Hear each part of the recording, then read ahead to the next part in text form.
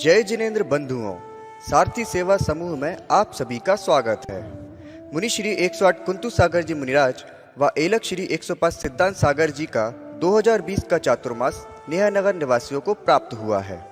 धर्म लाभ हेतु आचार्य गुरुवर 108 विद्यासागर जी मुनिराज द्वारा रचित महाकाव्य मूकमाटी की कक्षा मुनि श्री 108 कुंतु सागर जी मुनिराज द्वारा ली जा रही है।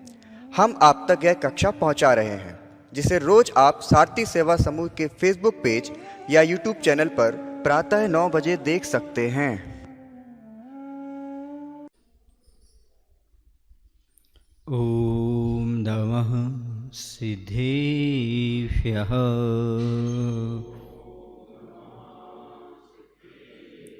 ओम नमः सिद्धेभ्यः।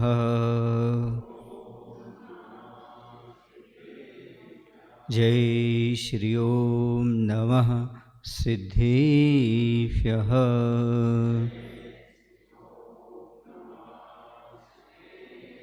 कौनिनमुक्कारम् अर्हन्ताणं तहेव सिद्धानम् आर्यवज्झायाणं लोयम्ये सौसाहुणं लोयम्ये सौसाहुणं। बोलिए पंच परमेष्टि भगवान की, देवाय देव श्री महावीर भगवान की, गुरु नाम गुरु आचार्य श्री ज्ञान सागर जी महामुनिराज की, आचार्य गुरुदेव भगवान श्री विद्यासागर जी महाराज की।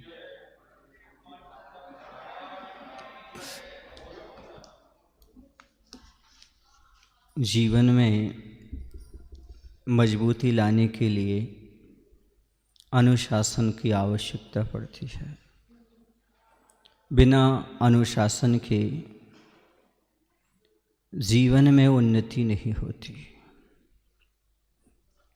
कठोरता के बिना अनुशासन नहीं रखा जा सकता। इसलिए शिल्पकार के लिए, कुंभकार के लिए, घड़े को मजबूत बनाने के लिए, सुडौल बनाने के लिए अनुशासन की आवश्यकता पड़ रही है। वह सोंटा उठाता है, अंदर सपोर्ट देता है, ऊपर से खोट पर चोट देता है। ये अनिवार्य है। अनुशासन कभी भी दुखदाई नहीं होता। अनुशासन बच्चों को दुखी जरूर करता है, पर भविष्य का निर्माण भी करता है। जो माता पिता अपने बच्चों पर अनुशासन रखते हैं, समझ लेना वो अपने बच्चों का भविष्य सुधारते हैं। और जो अपने बच्चों पर अनुशासन नहीं रखते, वह बच्चों का भविष्य बिगाड़ देते हैं। कहते हैं जो अपने बच्चों को सत्संस्कार नहीं देते, या तो है बैरी हैं या शत्रु हैं। क्यों? क्योंकि आपने उनका अहित किया। अनुशासन से अहित नहीं होता, अनुशासन से हित होता है। स्वतंत्रता देना अलग है, लेकिन स्वच्छंदता होना ठीक नहीं है। हर एक क्रिया मर्यादा में होना चाहिए। जीवन का पाठ मर्यादा के साथ पढ़ना चाहिए। मर्यादा क्या चीज़ है? पाप से बचने का नाम मर्यादा है। पाप भीरुता का नाम ही अनुशासन है। यदि आपके बच्चे पाप से, अनर्गल वार्तालाप से या अनर्थ से नहीं बचते, तो समझो है पाप की ओर जा रहे हैं। इसलिए आवश्यक है, कार्य की शोभा, जीवन की शोभा अनुशासन से ही हुआ करती है। आचार्य श्री जी कहते भी हैं, डांट के बिना शिष्य और शीशी का भविष्य ही क्या। शीशी में यदि डांट ढक्कन ना हो तो उसमें रखा पदार्थ फैल जाएगा, और यदि शिष्य में डांट ना हो तो वह भी जीवन में बिगड़ जाएगा। इसलिए अनिवार्य है, यहाँ पर कुम्हार जो है वह गुरु के समान है, और कुंभ जो है वह शिष्य के समान है। आप लोग कुछ बोलते भी हैं 2 पंक्तियां। कुम्हार गुरु कुंभ शिष्य है, गड़ गड़ काटे मारे चोट, अंदर हाथ समार दे बाहर मारे चोट। गुरु कुम्हार के समान होते हैं और शिष्य कुंभ के समान। और ऊपर से तो चोट लगाई जाती है लेकिन अंदर से सपोर्ट की जाती है। अर्थात घड़े को चोट इसलिए नहीं लगाई जा रही कि वह फूट जाए, कि उसको कष्ट पहुंच जाए, नहीं, उसकी कमजोरी समाप्त हो जाए, इसलिए चोट लगाई जा रही। ऊपर से तो ऐसा लगता है जैसे कठोरता हो, लेकिन अंदर से सरलता रहती है, संभालने की बात होती है। हाथ की ओट की ओर देखने से दया का दर्शन होता है, मात्र चोट की ओर देखने से निर्दयता उफनती सी लगती है। परंतु चोट खोट पर है ना, सावधानी बरत रही है, शिल्पी की आंखें पलकती नहीं हैं, तभी तो इसने कुंभ को सुंदर रूप दे घोटम घोट किया है, कुंभ का गला ना घोंट दिया। कितनी अच्छी बात कही जा रही है। कह रहे हैं कि यहाँ पर ऐसा लगता है हाथ के सहारे की ओर देखने से दया का और चोट की ओर देखने से निर्दयता प्रकट होने सी लगती है, पर प्रहार दोषों पर है जो कि आवश्यक है। शिल्पी की आंखें अपलक हो सावधानी रख रही हैं, इसलिए तो शिल्पी ने कुंभ को घोंट घोंट कर सुंदर रूप प्रदान किया है, ना कि उसका जीवन ही नष्ट किया है। गला घोंट दिया मतलब जीवन नहीं नष्ट किया, बल्कि उसे सुंदर रूप प्रदान किया है। आज यही स्थिति आपके परिवार में घटित होती है। माता पिता बच्चों के सुख की हत्या नहीं करते, बल्कि उसके हित के बारे में सोचते हैं। और बच्चा सोचता है इतना अनुशासन, माता पिता हमारे दुश्मन हैं क्योंकि हमें अनुशासन में रखते हैं। बचपन में जब माता पिता अनुशासन रखते हैं तब बच्चे को लगता है कि हमारे सुख में बाधक हैं, हित में बाधक हैं, कि जब बड़ा होता है तब मालूम पड़ता है यदि माता पिता ने हमें स्वतंत्र छोड़ दिया होता तो आज हम इतने अच्छे पद पर ना होते, इतने अच्छे स्वाभिमान की जिंदगी ना जी रहे होते, कहीं गुंडों में, कहीं मवालियों में, कहीं पापियों में नाम आ रहा होता। लेकिन आज समाज में स्वाभिमान के साथ जी रहे हैं। इसका अर्थ है माता पिता का अनुशासन हमारे लिए इतनी प्रगति प्रदान कर गया। ऐसे गुरु महाराज का अनुशासन जीवन को तोड़ता नहीं है बल्कि मजबूत बनाता है। जैसे खोट पर की गई चोट कुंभकार के द्वारा कुंभ को मजबूत करती है, कभी उसे तोड़ती नहीं है। कभी कभी ऐसा लगता है कि गुरु बड़े निर्दयी हैं, लेकिन कभी कभी लगता है यह कार्य भी बहुत अनिवार्य है। जब आचार्य श्री के दर्शन करने के लिए जाओ तो एक आध दिन दर्शन करो, फिर वह कहती अब बस इस तरफ निकल जाओ, इस तरफ चले जाओ, उस तरफ चले जाओ। फिर लगता है कितने निर्दयी हैं, वर्षों से तरस रहे थे दर्शन करने के लिए और 2 दिन रुके नहीं और क्या कह दिया आगे चले जाओ, कितने निर्मोही हैं। फिर थोड़ी देर बाद लगता है हमने मोही को गुरु थोड़ी बनाया है, निर्मोही को गुरु बनाया है। हमारे गुरु निर्मोही हैं, धन्य हैं हमारे, क्योंकि मोक्ष मार्ग यही है। मोक्ष मार्ग में दया तो है पर मोह नहीं है। मोह अलग चीज़ है और दया अलग चीज़ है। यहाँ दिख रहा ना आपको, दया तो है लेकिन यदि खोट है तो उस पर चोट तो बहुत ज़रूरी है। ऐसे अनुशासन रखना बहुत ज़रूरी है। वह बहुत सावधानी बरतता है, उसकी आंखें अपलक रहती हैं अर्थात झपकती नहीं। क्यों? हमारे लिए अभी कुंभ का शिष्य का निर्माण करना है। इसलिए गुरु और माता पिता के द्वारा कभी भी बच्चों का अहित नहीं होता, हमेशा क्या होता है, हित ही होता है। वह कभी गलत सोच ही नहीं सकती। कुछ तत्वोद्घाटक संख्याओं का अंकन, विचित्र चित्रों का चित्रण और कविताओं का सृजन हुआ है कुंभ पर। 99 और 9 की संख्या जो कुंभ के कर्ण स्थान पर आभरण सी लगती अंकित हैं, अपना अपना परिचय दे रही हैं। एक छार संसार की द्योतक हैं, एक क्षीर सार की। एक से मोह का विस्तार मिलता है, एक से मोक्ष का द्वार खुलता है। 99 संख्या को 2 आदि संख्याओं से गुणित करने पर भले ही संख्या बढ़ती जाती उत्तरोत्तर, परंतु लब्ध संख्या को परस्पर मिलाने से 9 की संख्या ही शेष रह जाती है। कह रहे हैं अब वहाँ पर घड़े के ऊपर कुछ संख्याएं लिखी जा रही हैं। घड़े पर चित्रांकन हो रहा है, चित्र बन रहे हैं, तो कुछ घड़ों पर अंक लिखे जा रहे हैं। तो कैसे लिखे? तो वास्तविक तत्व उसमें उद्घाटित हो रहे हैं। कुंभ पर जीवन के वास्तविक रहस्यों को प्रकट करने वाली शिक्षाप्रद कुछ संख्याओं का अंकन, कुछ चित्रों का चित्रण और कविताओं की भी रचना हो रही है। 3 चीज़ें लिखी जा रही हैं। संख्या लिखी जा रही है अंकों में, इसके साथ साथ चित्र बनाए जा रहे हैं और कुछ कविताएं जो हमारे जीवन के रहस्य को बताने वाली हैं। बहुत सारी शिक्षाएं समाज को प्रदान करने वाली हैं।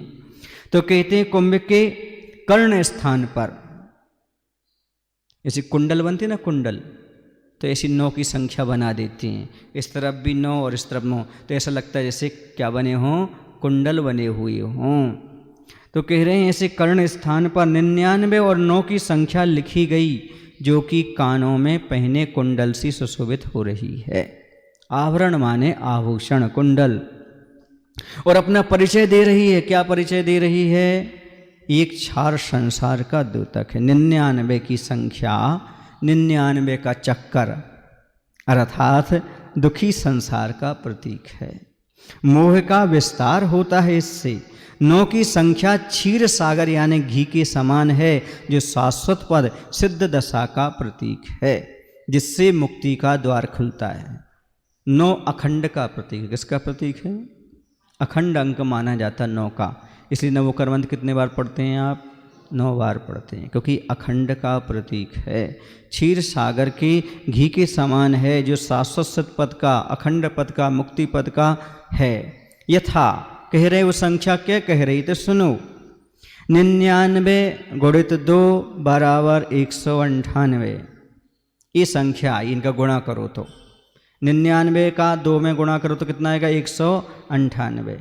देखिएगा 1 9 8, इनको आपस में जोड़ो, कितना आएगा? 18।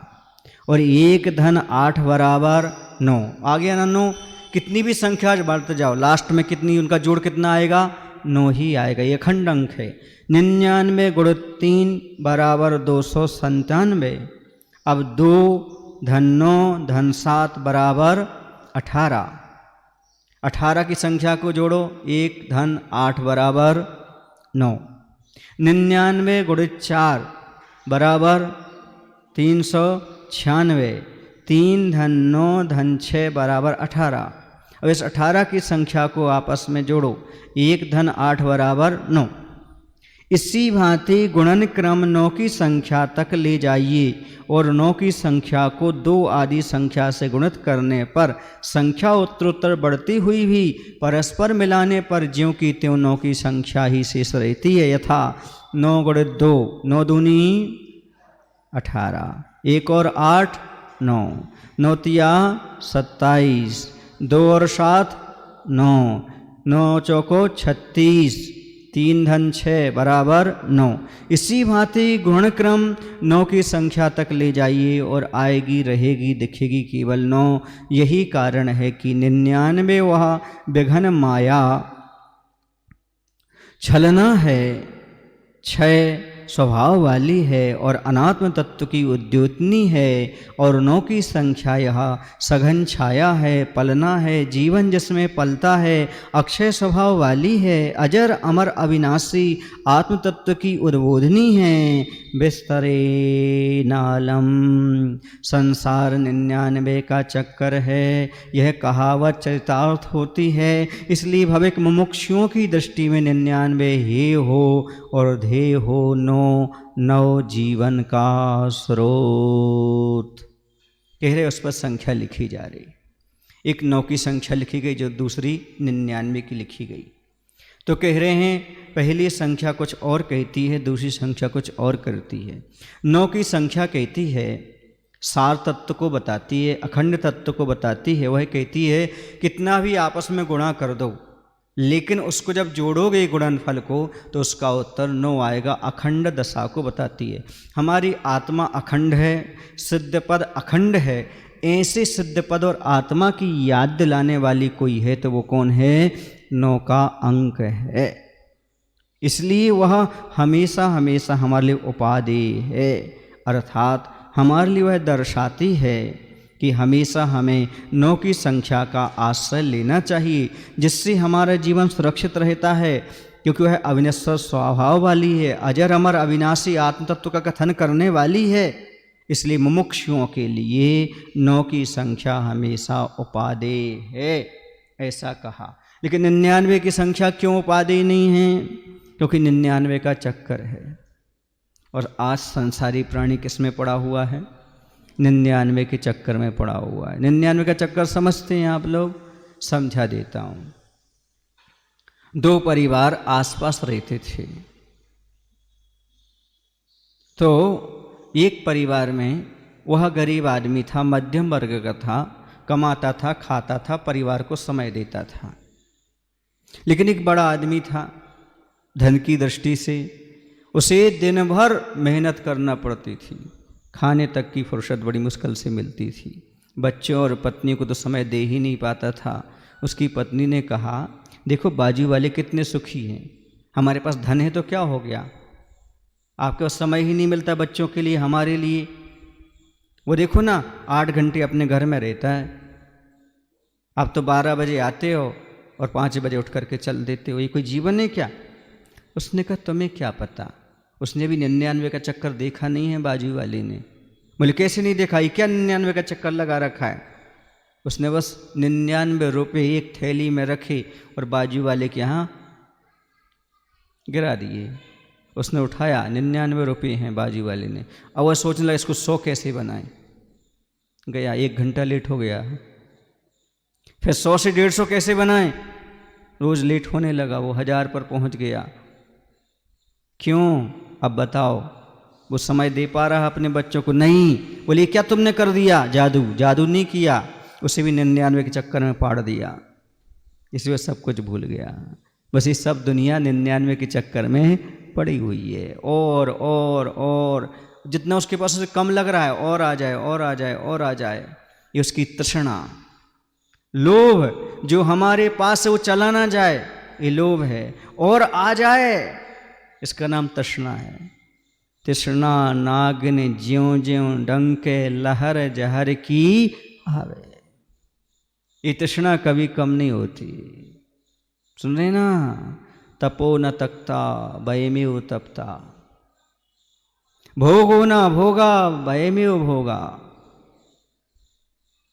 और तपो न तपता भयमेव। हाँ, भयो न काला जाता भयमेव जाता, और तृष्णा न जीना भयमेव जीना। कहते हमने आज तक भोगों को नहीं भोगा, भोगों ने ही हमको भोग लिया। भोगों को इतना भोगा कि खुद को ही भोग बना डाला, साध्य और साधक का अंतर मैंने आज मिटा डाला।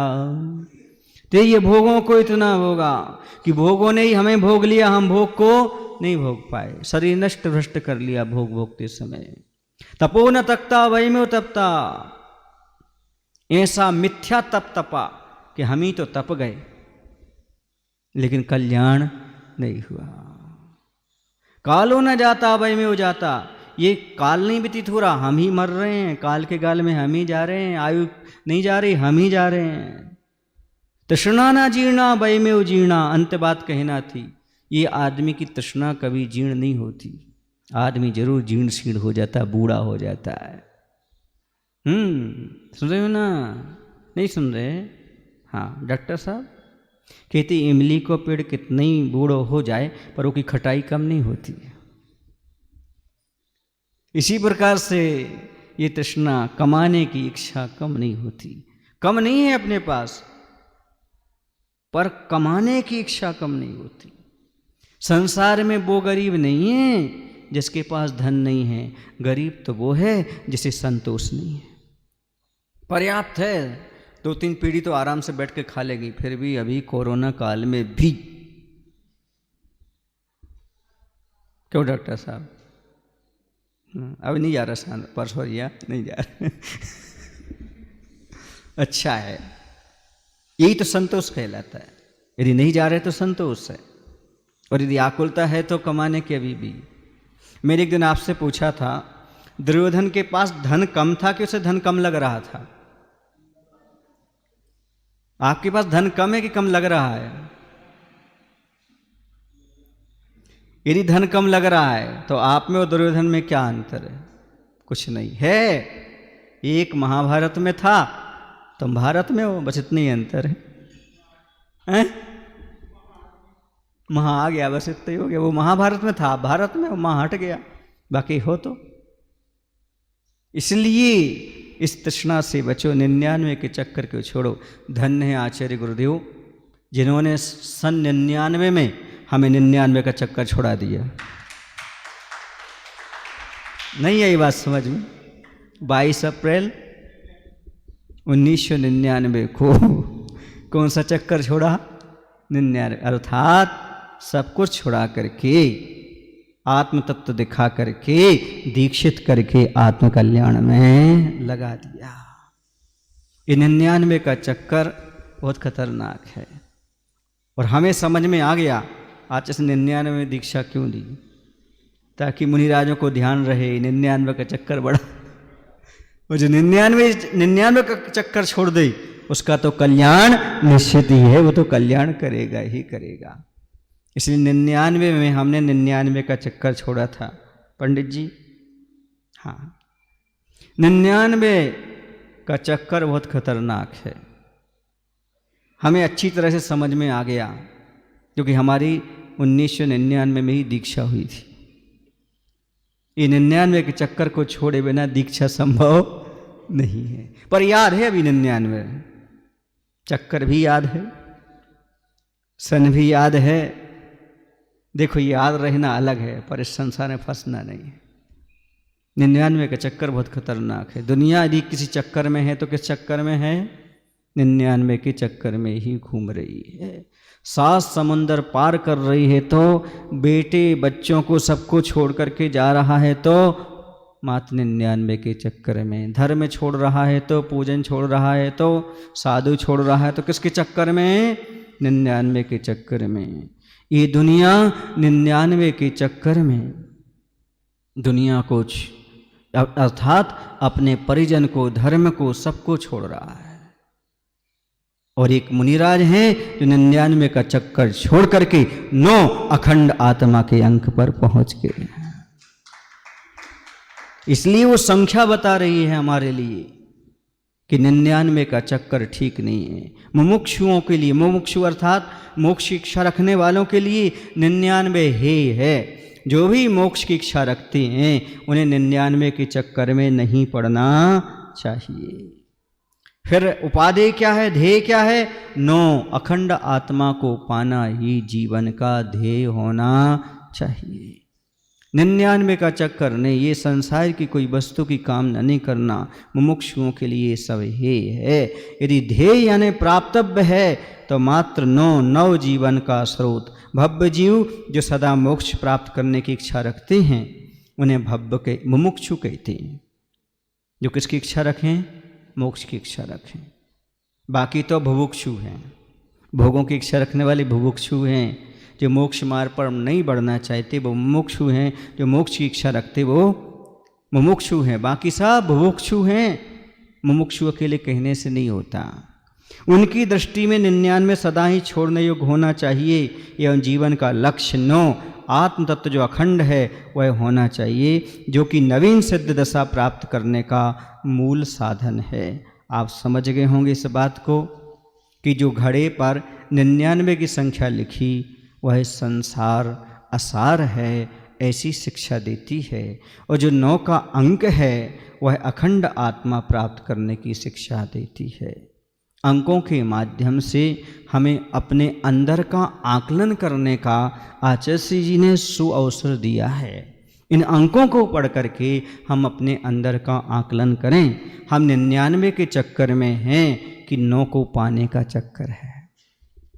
सब चक्कर छोड़कर आप 9 की ओर आ रहे हैं या आप 99 के चक्कर में पड़ रहे हैं। आप मुमुक्षु हैं तो निश्चित आप 99 के चक्कर को छोड़ेंगे, अखंड अंक 9 को प्राप्त करेंगे, आत्मा को प्राप्त करेंगे। और बुभुक्षु हैं तो 9 का अंक आपको ध्यान में नहीं आएगा, कौन सा 99 का चक्कर ही हमेशा पड़ा रहेगा। और अब आगे कहते हैं और भी संख्याएं हैं।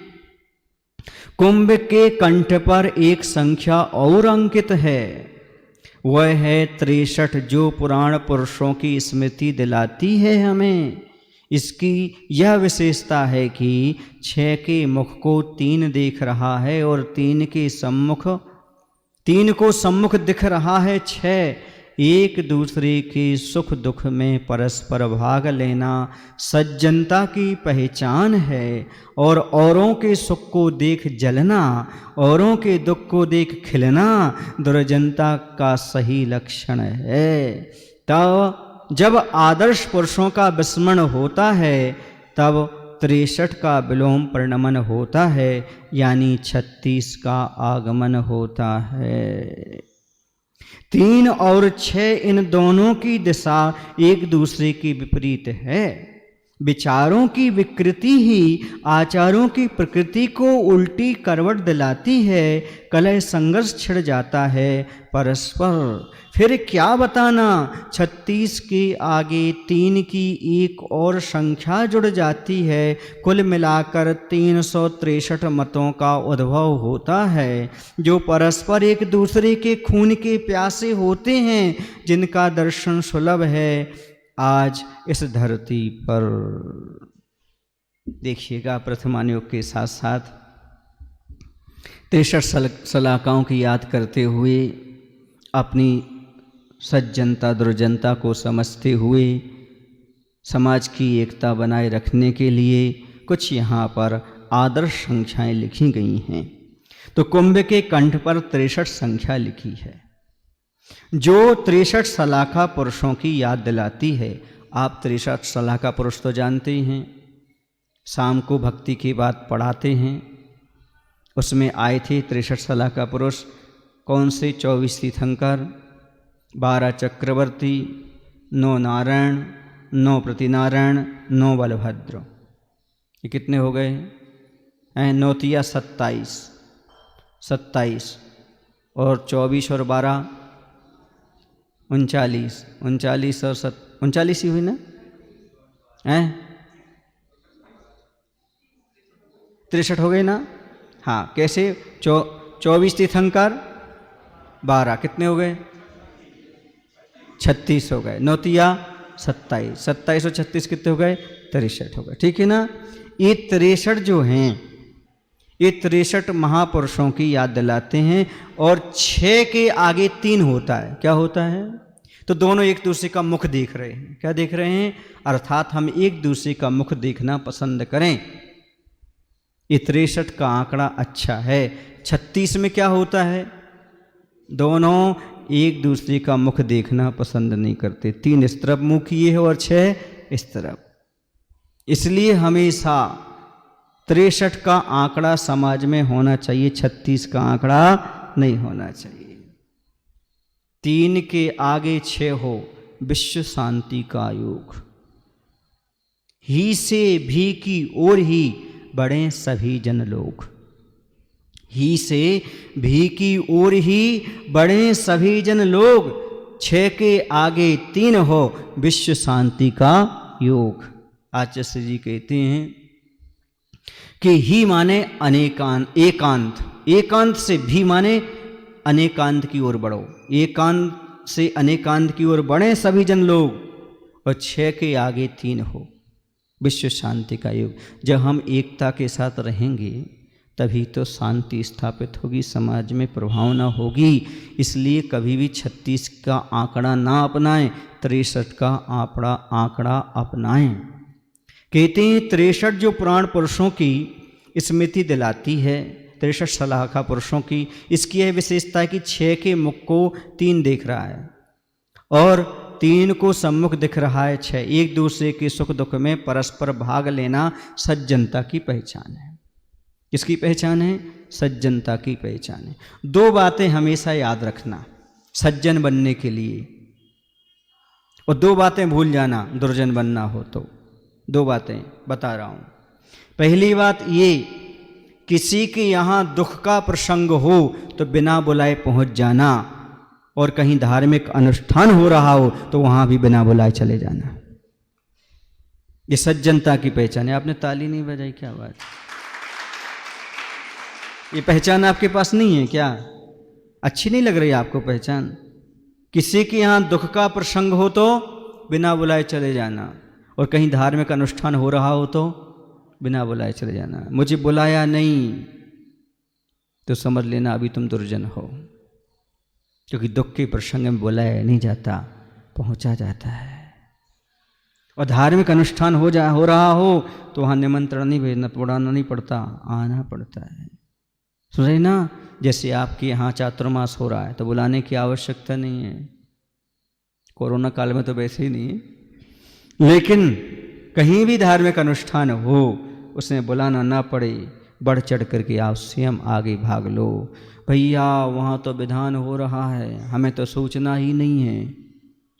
हाँ, तो ये बताओ भैया, धार्मिक अनुष्ठान करें तो तुम्हारे बाप का है क्या जो तुमसे पूछे? बोलो ना। तो किसी के यहाँ कोई दुख का प्रसंग आया तो कह के आता है कि इनके यहाँ दुख का प्रसंग आ रहा है क्या? वहाँ पहुँचना चाहिए कि नहीं पहुँचना चाहिए? पहुँच जाते हैं। एक काम तो आप कर लेते हैं, किसी के दुख के प्रसंग में पहुँच जाते हो, लेकिन एक कार्य में आप लोग लापरवाही करते, पूछ चाहते हो, सम्मान चाहते हो, मुझे बुलाएं तब तो हम जाएं। हमसे कहा ही नहीं हम ऐसा काम कर रहे हैं। अरे धार्मिक अनुष्ठान कोई भी कर रहा है, हमें तन मन धन से हमेशा सहयोग देना चाहिए, यही सज्जनता का प्रतीक है। और विरोध करना ये दुर्जनता का प्रतीक है। तो कह रहे औरों के सुख को देखकर जलना, औरों के दुख को देखकर खिलना दुर्जनता का सही लक्षण है।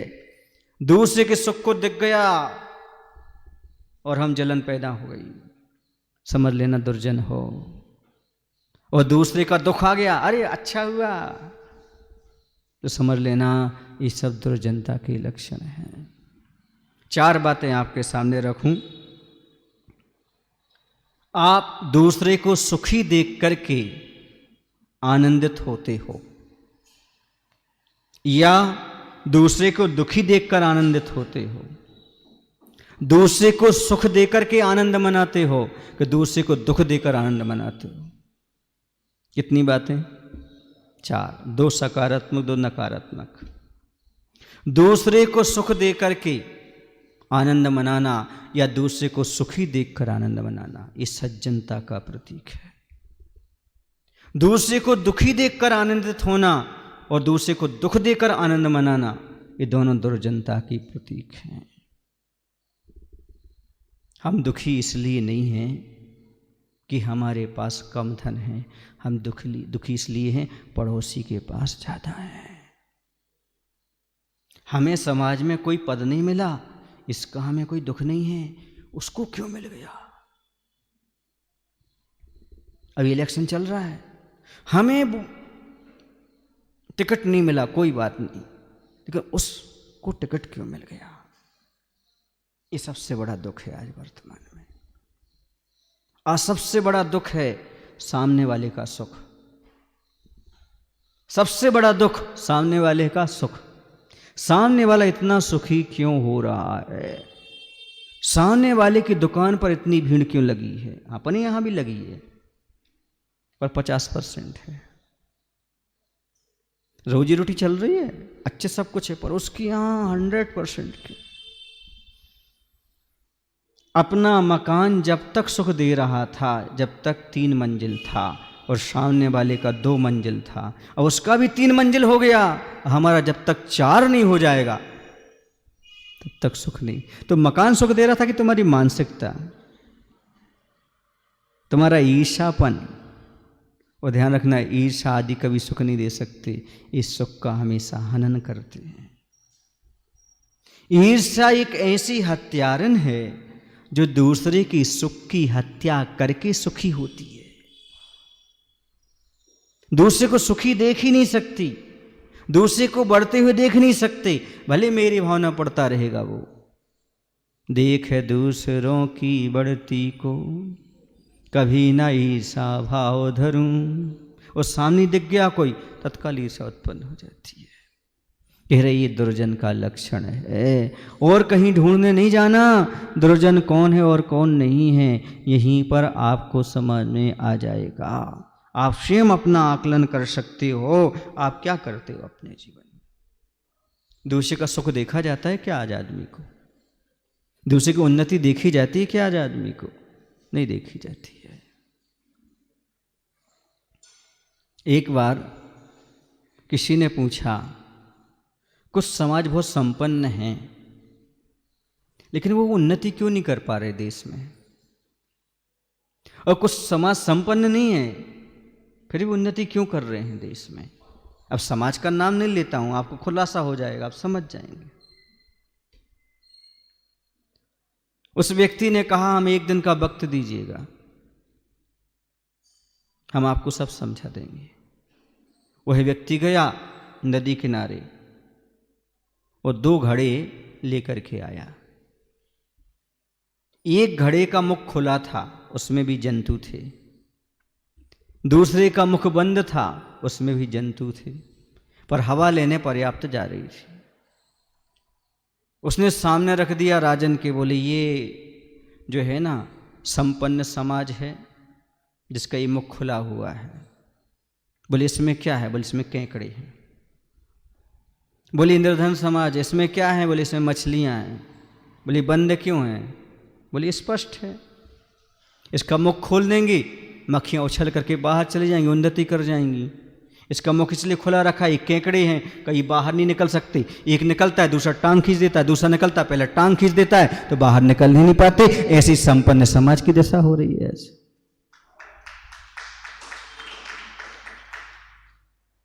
नहीं आया समझ में? टांग खिंचाई में लगा हुआ है आदमी, उसे इसी में आनंद आ रहा है। कोई बड़ा और उसकी हमें टांग खींचना है, इसलिए हम उन्नति नहीं कर पा रहे, हमारा प्रोग्रेस नहीं हो पा रहा है, और सब मछलियों की भांति प्रोग्रेस करते चले जा रहे हैं। ये संकीर्णता हमारे लिए एक प्रकार से समाज से तोड़ती चली जा रही है। वात्सल अंग से हम दूर होते चले जा रहे हैं। सम्यक दर्शन का तो हृदय ही समाप्त हो गया, छल्ली छल्ली हो गया। क्या बताएं, क्या व्याख्यान करें लोगों के सामने, क्या कहें? आदमी को ऊंचा पद मिल गया इसलिए दुखी नहीं है, नहीं, मेरे मित्र को मुझसे भी ज्यादा ऊंचा पद मिल गया इससे दुखी है। वह सबसे ज्यादा सुखी क्यों हो गया, वह ऐसा क्यों पहुंच गया? बस ये आज का आदमी के लिए, क्योंकि आज आदमी के लिए बहुत बड़ी व्याधि कहो, रोग कहो लग गया है। यश पाने का, पद का, इन सब की भूख नहीं है, बहुत बड़ी रोग हो गया है इसको। भूख होना अलग, रोग होना अलग। भूख तो थोड़ी में ठीक हो जाए, पर रोग ठीक होने वाला नहीं है। दूसरे को गिराने की स्थिति। बोले भाई, यदि हम इतने ऊंचे पहाड़ पर चढ़ जाएंगे तो तुम क्या दोगे? उसने पीछे से कहा, बसंत जी कह रहे हैं क्या देंगे? ऐसा इशारा कर रहे वो, समझ गया, क्या देंगे? धक्का। ये संसार की स्थिति है, हर जगह ये स्थिति है। कोई भी बढ़ना चाहता है तो पीछे से, छोटे से बच्चे से भी कहो तो यही कहेगा, क्या दोगे? वो कहेगा धक्का, धक्का या मुक्का, इसके अलावा और कुछ नहीं। ऐसी स्थिति में कैसे हम आपको समझाएं, कैसे बताएं कि 63 की संख्या हमें क्या कह रही है और 36 की संख्या हमारे लिए क्या कह रही है। हम अपनी दुर्जनता को छोड़ना नहीं चाहते, सज्जन हम बनना नहीं चाहते, हमेशा दूसरे को गिराने की बात करते हैं। जबकि आप लोग पढ़ते जरूर हो कि हम कभी किसी को कष्ट ना दें भगवान, लेकिन कष्ट देते चले जाते हो। तो कह रहे हैं अभी भी समझ जाओ, दूसरे को जलाना ठीक नहीं। इस शरीर के जलने से पहले दूसरों से जलना छोड़ दो, जीवन सफल हो जाएगा। पर क्या करें, आदमी का मन लगता ही नहीं है। कहीं ना कहीं दूसरे की प्रगति को देख करके ऐसा लगता है मैं तो कुछ कर ही नहीं पाया। प्रतिस्पर्धा आ जाती है, ईर्ष्या आ जाती है, ये विकारी भाव उसके अंदर पैदा हो जाते हैं, क्योंकि वह सोच ही नहीं पाता कि यदि हम दूसरे के पुण्य से ईर्ष्या करेंगे तो हमारा पुण्य घटेगा कि बढ़ेगा। दूसरा कोई पद पर पहुंच गया, उसकी हम आलोचना करेंगे तो हमारा पुण्य बढ़ेगा कि कम होगा, यह वह भूल ही जाता है। वह तो अपने पुण्य पाप से जो है वो उसको प्राप्त हो गया, लेकिन हम यदि उससे ईर्ष्या रखते हैं, जलन करते हैं, तो बताओ नुकसान किसका है, उसका कि हमारा। दुर्जन कौन हुआ, आपकी वो कर्म का बंध कैसे हुए, उसको कि आपको उसके निमित्त से और अपना अहित करते चले जा रहे हो। इसलिए ईर्ष्या को छोड़ो, अभिमान को छोड़ो, क्योंकि अभिमान वो पर्दा है जो भगवान की दर्शन नहीं होने देता। ईर्ष्या वो पर्दा है जो ईश्वर के दर्शन नहीं होने देता। एक बार अभिमान और ईर्ष्या को छोड़ दो, तुम्हें भगवान के और ईश्वर के दर्शन से कोई नहीं रोक सकता, कोई नहीं रोक सकता। हृदय में अभिमान रखना चाहते हो कि ईश्वर कि भगवान, ईर्ष्या की ईश्वर, चूज करो। अभिमान की भगवान, ईर्ष्या के ईश्वर, दोनों एक साथ नहीं रह सकते। ईर्ष्या है तो ईश्वर नहीं, अभिमान है तो भगवान नहीं। प्रेम गली अति साकरी, जा में दो न समाए, जहाँ प्रभु वहाँ मैं नहीं, जहाँ मैं वहाँ प्रभु नाए। जहाँ मैं अर्थात अहंकार है वहाँ भगवान नहीं, और जहाँ भगवान है वहाँ पर अभिमान नहीं। आपके हृदय में अभिमान है तो भगवान नहीं, ईर्ष्या है तो ईश्वर नहीं। अब दो में से कौन से आप रखते आ रहे? अनादिकाल से तो ईर्ष्या और अभिमान बना है। ये मनुष्य पर्याय सौभाग्य से मिली है, इसमें इन दोनों को समाप्त करने का प्रयास करो, एकता के साथ रहने का प्रयास करो। सबसे बड़ी शिक्षा यदि एकता की लेना चाहते हो तो अपनी आंखों से लो। एक आंख जिस तरफ देखती है दूसरी उसी तरफ देखती है। अच्छा एक काम करो, एक आंख से इस तरफ देखो, एक तरफ से इस तरफ देखना जरा। मनोज दिखाओ ना, एक आंख इस तरफ एक तरफ ये सब देखे, कैसे लगोगे बताओ जरा। प्रयास देख तो नहीं सकते, प्रयास करोगे तो कैसे लगोगे? भेड़ा लगोगे, भेड़ा भेड़ा, यानी स्वयं का स्वरूप बिगाड़ लोगे, सुंदरता समाप्त कर दोगे। बस यही है, जो समाज के साथ नहीं चलते, पृथक चलना चाहते हैं, उनकी दशा ऐसी है। एक आंख इस तरफ और एक आंख इस तरफ है, मतलब समाज का विकृत रूप है। ये समाज की एकता का विकृत रूप है, एकता नहीं है ये। कुछ लोग बहुत जल्दी आ जाते हैं, अरे हाँ हम लोग तो सब एक हैं, हम तो ऐसे, हम तो ऐसे हैं। तो बाहर से एक दिखते हो, अंदर से मन फटे फटे लगते हैं। आप लोगों ने संतरा देखा? कितने लोगों ने देखा संतरा? देखा? ऊपर से कैसा दिखता है? एक, और जैसे छिलका निकालो तो 12 कली अलग अलग। सुन रहे ना? ऐसी समाज की एकता की भी होती है। और आपने खरबूजा देखा? खरबूजा बोलते, तरबूजा क्या बोलते? चीमरी को क्या बोलते? खरबूजा। खरबूजा बाहर से धारी धारी वाला दिखता है, जैसे उसको निकालो तो अंदर से एक। इसलिए समाज को संतरा जैसे नहीं, खरबूजा जैसा होना चाहिए। बाहर से भले अनेक दिखो लेकिन अंदर से एक। आचार्य जी ने शायद 26 जनवरी को एक प्रवचन में बोला था। क्या बोला था? कि भले घर में महाभारत हो पर बाहर भारत एक होना चाहिए, एकता का प्रदर्शन होना चाहिए, एकता का दर्शन होना चाहिए। एक अलग है, एक अलग है, सो वो एक अलग है, एक अलग है, लेकिन दोनों एक एक मिल जाएं तो 11 हो जाते हैं। इसी समाज की स्थिति है। शिक्षा लेना चाहते हो तो दोनों हाथों से लो। अभी तुमने आंखों से दिलाई, आपका प्रत्येक शरीर का अंग एकता की शिक्षा देता है, लेकिन आपका मन फूट की बात करता है।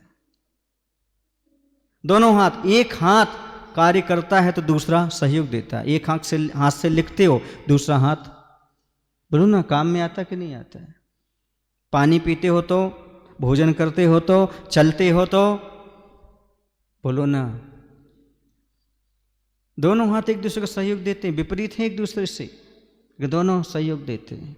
पैर, एक आगे बढ़ता है तो एक पीछे रहता है, मजबूत खड़ा रहता है।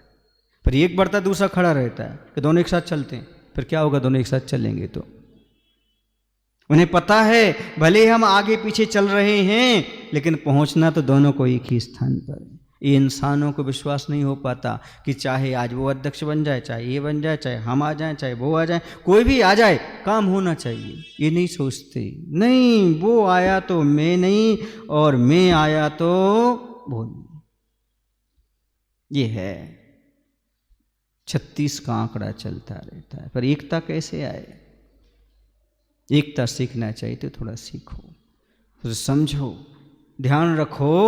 जहां पर दूर दूर वृक्ष रहते हैं, आंधी तूफान आती तो सारे वृक्ष गिर जाते हैं, और सघन वृक्ष खड़े हो एक साथ बहुत सारे, आंधी तूफान आता तो निकल जाता है, क्योंकि उनकी सघनता को देख करके आंधी तूफान भी सहम जाता है। एकता का महत्व है। अपने जीवन में एकता लाने का प्रयास करो। मैंने कहा था एकता जगी, एक ताजगी, समाज में ताजगी आ जाती है, और जहाँ एकता गई तो सब कुछ समाप्त हो जाता है। अरे तुम दुनिया में कुछ भी करो, धर्म के नाम पर तो एक हो जाओ। जैसे बंदर हैं वे आपस में लड़ते हैं, लेकिन जब कोई परचक्र आ जाए तो वे सब एक साथ मिलकर के मुकाबला करते हैं। समाज के नाम पर एक हो जाओ, धर्म के नाम पर एक हो जाओ, लेकिन आप धर्म और समाज के नाम पर पृथक पृथक हो और भोजन पानी में एक हो जाते। आप लोग कहते भी हो महाराज जी 5 अंगुलियां एक से नहीं होती, हम एक से करके दिखा दें। बसंत जी, मनोज जी, पंडित जी, हमें देखो ये 5 अंगुलियां एक से करके दिखा दें।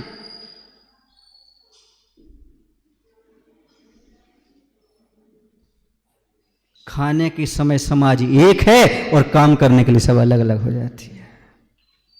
अभी भोजन रख दो आप, जो कोरोना काल में तो कभी नहीं आए होंगे मंदिर, वो आ जाएंगे। भोजन के समय 5 अंगुलियां क्या हो जाती है, ऐसे समाज में भी सब क्या हो जाते हैं, भोजन के नाम पर एक हो जाते हैं। और भजन के नाम पर अभी फुर्सत नहीं है, थोड़ा खेत का काम चल रहा है, थोड़ा दुकान है, कोरोना में घाटा लग गया, फिर थोड़ा सा ऐसा हो गया था, थोड़ा सा वो हो गया था, हम सोच तो रहे थे किंतु वो हम वहाँ गए थे, मनो ऐसा होगा परंतु वो हो गया, हम चूंकि ऐसा था परंतु वैसा था। ये 1000 बहाने उसके सामने खड़े हो जाते। हाँ भोजन में तो आ जाएंगे हम, बाकी सब ठीक है, उस समय तक तो हम पहुँच गए हैं, मंदिर आते ही हैं तो कोई बात नहीं, हाँ उतना तो हम कर लेंगे, ऐसा ठीक है। तो 5 अंगुलियां कब एक होती हैं, खाने के लिए। ऐसी समाज कब एक हो जाती है।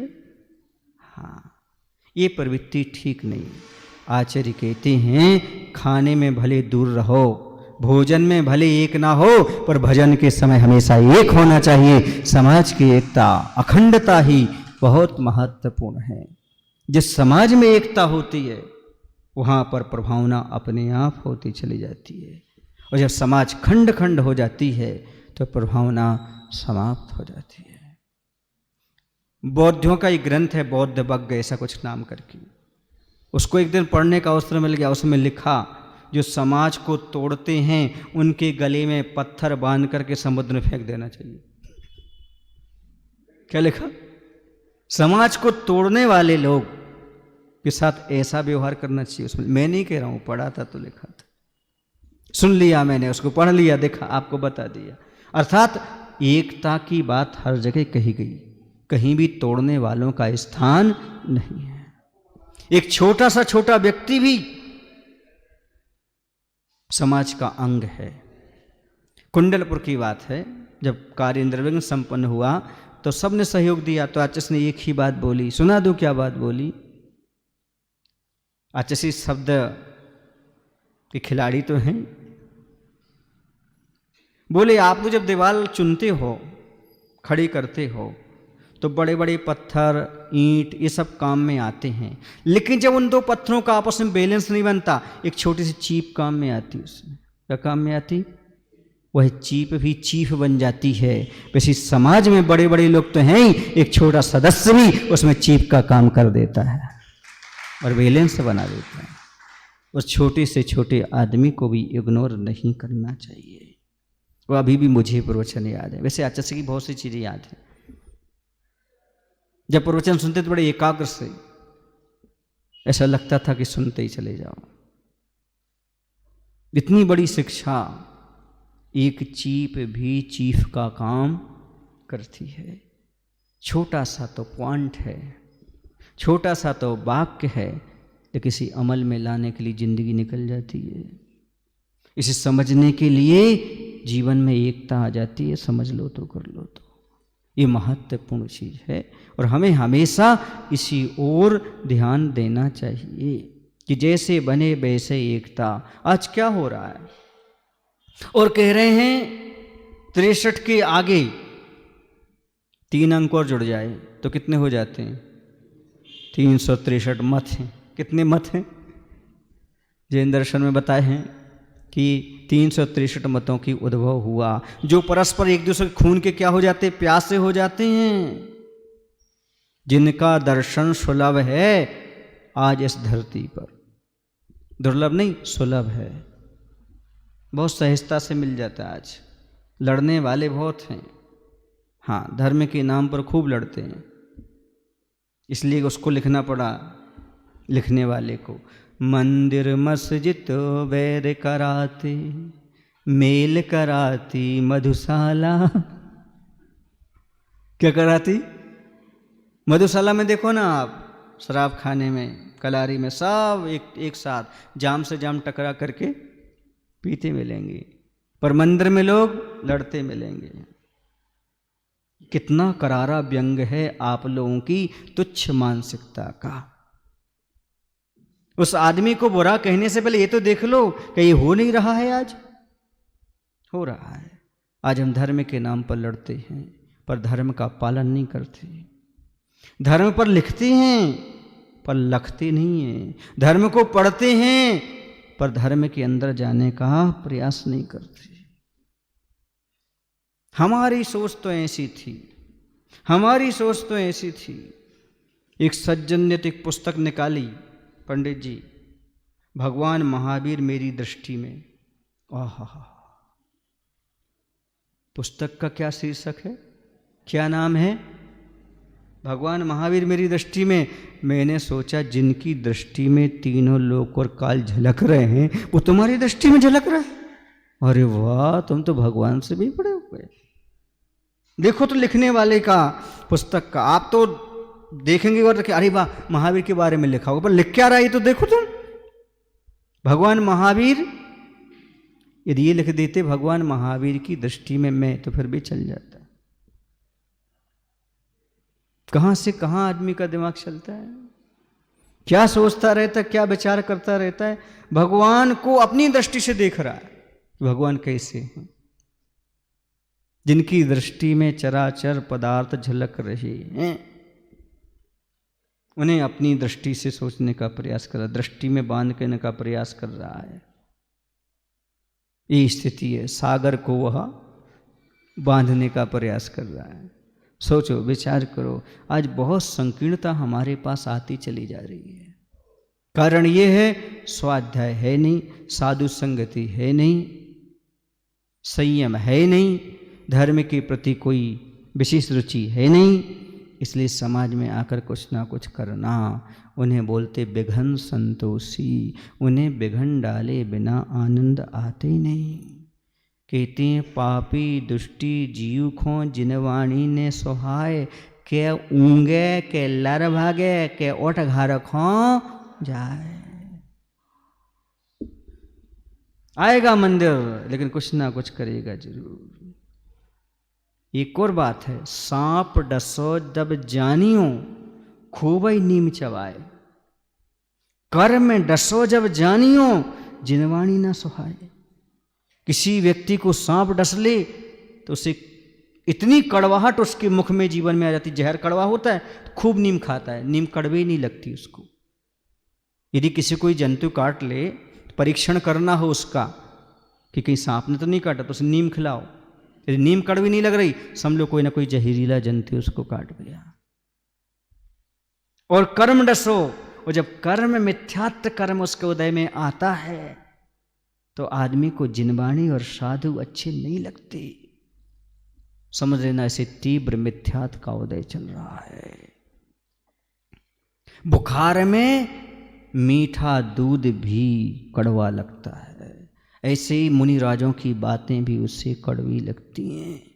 क्यों? क्योंकि अभी मिथ्यात्व का जड़ उसके पास है। इसलिए बंधुओं, हमें समझना है आचार्य भगवंत की भावना कि समाज में हमेशा 6 के आगे 3 हो, कभी 3 के पीछे 6 ना हो। समझ लेना, अर्थात 36 का आंकड़ा नहीं, 63 का आंकड़ा अपनाइएगा। एक दूसरे से हिल मिल करके रहिएगा, प्रेम वात्सल्य के साथ रहिएगा। इसी से धर्म की प्रभावना होगी। बोलिए महावीर भगवान की, आचार्य गुरुदेव भगवान श्री विद्यासागर जी महाराज जी की। हे प्रभु, हम सभी को इतनी शक्ति, इतनी बुद्धि देने की कृपा करो ताकि हम महापुरुषों के बताए हुए मार्ग पर आगे बढ़ सकें। नमो शिवाय। भावों की